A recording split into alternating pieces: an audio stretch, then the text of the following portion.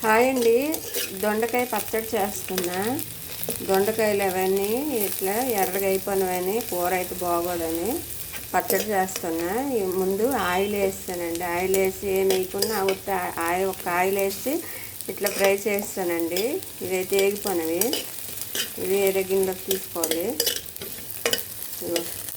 దొండకాయలు అన్నీ వేగిపోయినవండి. ఇదండి ఇవి తీస్తాను. మళ్ళీ అందులో కొంచెం ఆయిల్ వేసి కారంకి సరిపడి ఎండుమిర్చి అండి, ధనియాలు అండి, ఎల్లిపాయలు, ఇక ఎండుమిర్చి వేపిస్తాను. ధనియాలు కూడా వేపిస్తానండి. ఇప్పుడు పచ్చడి మిక్సీ పెట్టిన తర్వాత మళ్ళీ పోపు వేస్తాం కదండి, ఆ పోపు ఇప్పుడే వేసేస్తున్నా. ఆవాలు, జీలకర్ర ఇవన్నీ పోపు కూడా వేగిపోయింది. కరివేపాకు వేసాను, ఎండుమిర్చి వేసాను, వేగిపోయింది. స్టవ్ ఆఫ్ చేసానండి.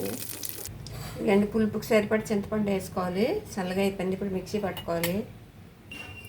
సరిపడి ఉప్పు వేసుకోవాలండి. ఇదండి పచ్చడి ఇట్లా మిక్సీ పట్టుకోవాలి. ఈ పోపు దాంట్లో వేసేయాలండి. అంతేనండి. పోపు వేసి మొత్తం కలిపేయాలండి పచ్చడి. రైస్కి అయితే టేస్ట్ అయితే చాలా బాగుంటుందండి, అన్నంకి. ఇంకా అదే దొండకాయలు పండిపోయిన కూర వండితే టేస్ట్ బాగోదండి. కూర పుల్లగా బాగోదు. పండిపోయిన దొండకాయలతో ఇట్లా పచ్చడి చేస్తే టేస్ట్ అయితే చాలా బాగుంటుందండి. మీకు కానీ మా వీడియో నచ్చినట్టయితే లైక్ చేయండి, షేర్ చేయండి, ప్లీజ్ సబ్స్క్రైబ్ చేసుకోండి. థ్యాంక్ అండి.